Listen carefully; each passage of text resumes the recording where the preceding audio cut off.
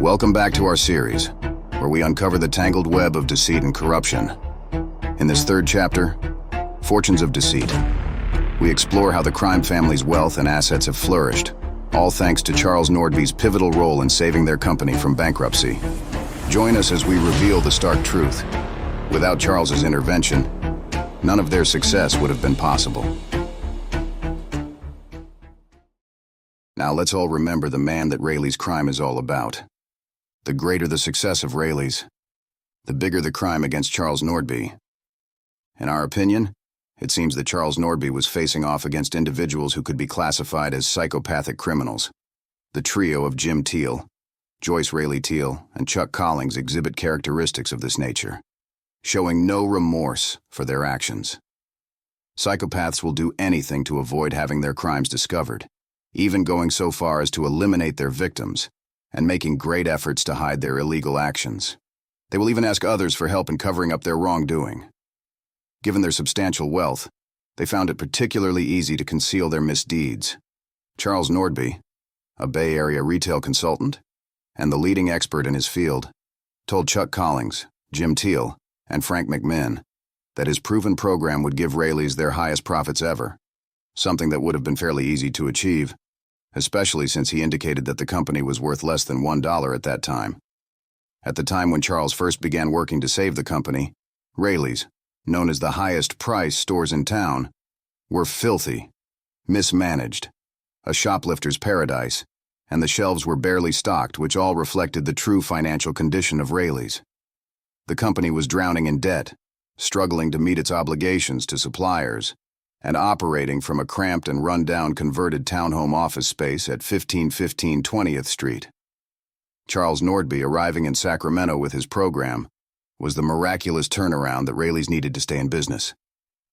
After Charles Nordby's program successfully revived the bankrupt Rayleigh's, Chuck Collings and Jim Teal secretly committed fraud against him, which ultimately resulted in Charles's departure from Sacramento. After Charles Nordby left Rayleigh's, Chuck Collings and Jim Teal decided to steal his invention and intellectual property, presenting his success as entirely their own. They even went so far as to omit him from the history book titled Rayleigh's, a Family Store. In our opinion, a more appropriate title would have been Rayleigh's, a Crime Family Store. They then distributed their fictional book of success to all of their 8,000 employees during Christmas of 1990.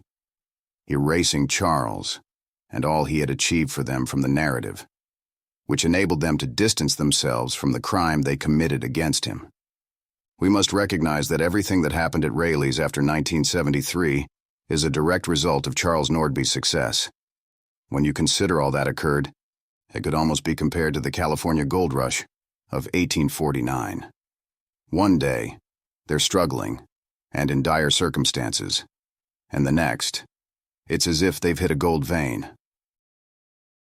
Now let's take a closer look at the wealth and assets they've amassed since 1973. Today, Rayleigh's operates 76 Rayleigh's supermarkets and has expanded through various acquisitions. They acquired Mid-Valley Dairy in 1981. Not long after this purchase, the dairy mysteriously burned to the ground, only to be rebuilt as a state-of-the-art facility using insurance funds and rebranded as Sunnyside Farms.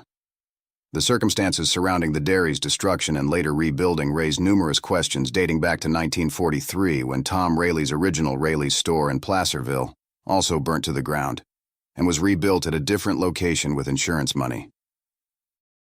They purchased Bel Air Markets in 1992, now totaling 21 locations.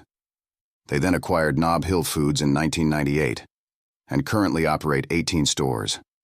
Bosch's family of stores was acquired in 2021, comprising over 130 locations across Arizona and New Mexico, including Bosch's Dene, AJ's Fine Foods, and Food City. In addition to store acquisitions, Rayleigh's portfolio includes several other valuable assets, such as a distribution center in the New Thomas area, spanning over 855,000 square feet. They moved headquarters to a new facility at 500 West Capitol Avenue, replacing their outdated office space. Ozark Trucking, a family-owned subsidiary of Rayleigh's, was established in 1989. The company manages Raley's entire fleet of commercial semi-trailer trucks, which includes more than 50 tractors and 270 trailers. In 1995, they opened their first of 4 food source grocery stores. In 2020, they launched the first Raley's One Market, and it is now currently operating in 4 different locations.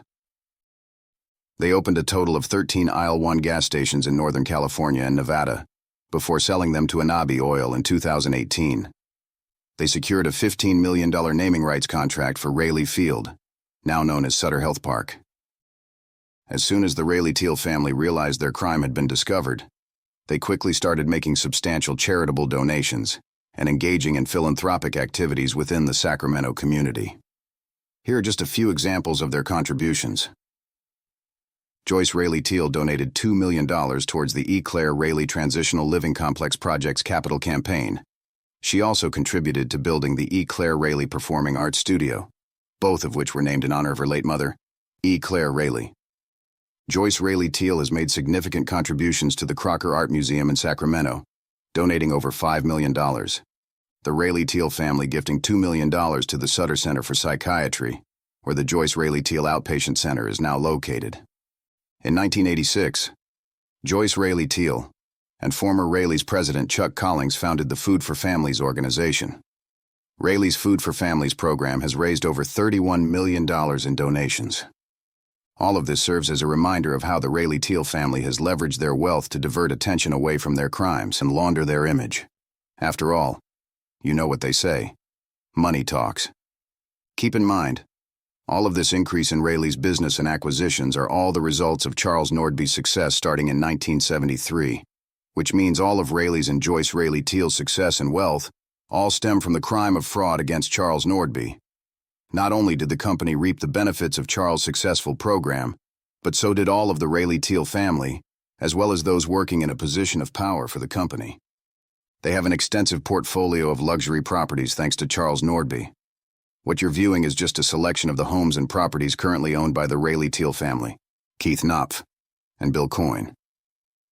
Unfortunately, Charles spent his last years fighting for his honor and recognition against the Raley Teal family and the dishonest, corrupt lawyers at Downey Brand Seymour and Rower. He died bankrupt and living in a single-bedroom trailer in the backyard of a Sacramento home. Name any other business in the United States whose entire success stems from fraud. You can't, and this is what makes this such a unique crime. Another unique aspect of this crime, in 2005, nearly 20 years ago, there was a man who looked homeless, but actually had a substantial amount of money. He heard the story and knew it was true. He, too, was also hungry for justice, so he offered up a $100,000 reward to anyone who could prove that Charles Nordby's success story and Raley's fraud against him were false.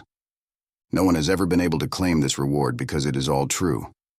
To this day, this man is still waiting to see his justice. If you're intrigued and want to learn more about the hidden truths behind this story, be sure to subscribe to our channel so you won't miss any upcoming videos that delve deeper into this fascinating case. Thanks for watching. We'll see you in Chapter 4.